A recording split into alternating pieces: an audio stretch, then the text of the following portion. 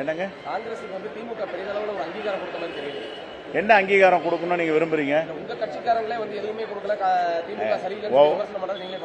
ஒவ்வொருத்தருக்கு ஒரு கருத்து இருக்கு, அவங்களுடைய கருத்தை பதிவு செய்கிறார்கள்.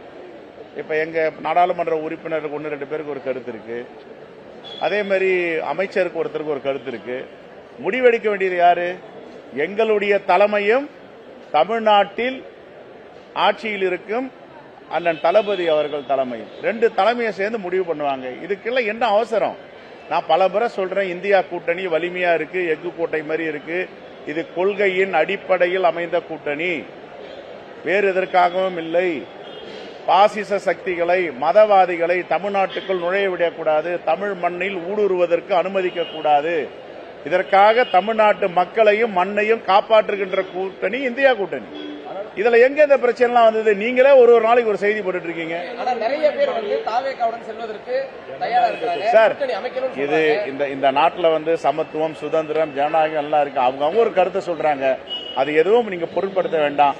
எங்க அகில இந்திய தலைமை திராவிட முன்னேற்ற கழகத்தை கூட பேசுவதற்கு குழு அமைத்திருக்கிறது, வேற யாருக்கிட்டையும் பேச சொல்ல.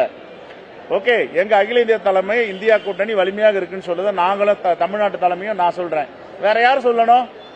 வேற யார் சொல்லணும்னு எதிர்பார்க்கறீங்க நீங்க? அவங்க கருத்தை சொல்லுவாங்க.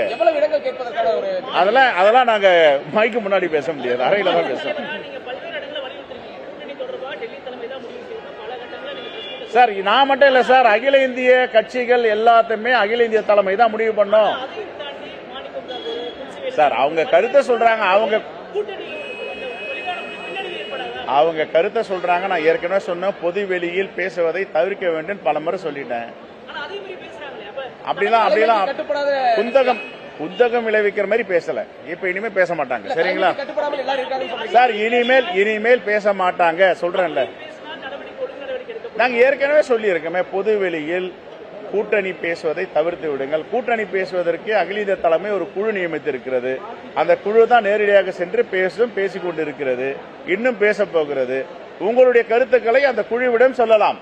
பொதுவெளியில் சொல்வதை தவிர்க்க வேண்டும் சொல்லி இருக்கேன். இதை ஏன் பெருசாக்குறீங்க? ஓகே, எல்லாருக்கும் பொங்கல் வாழ்த்துக்கள்.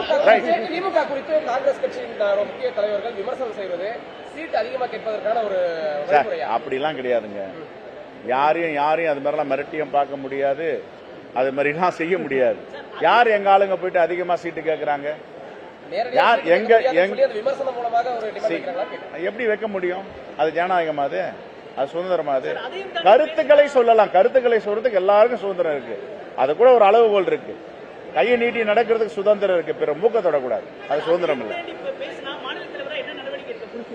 அதெல்லாம் எங்க அகில இந்திய தலைமை கிட்ட பேசிட்டு இருக்கோம். பொறுத்திருந்து பாருங்கள். பொங்கல் வாழ்த்துக்கள்.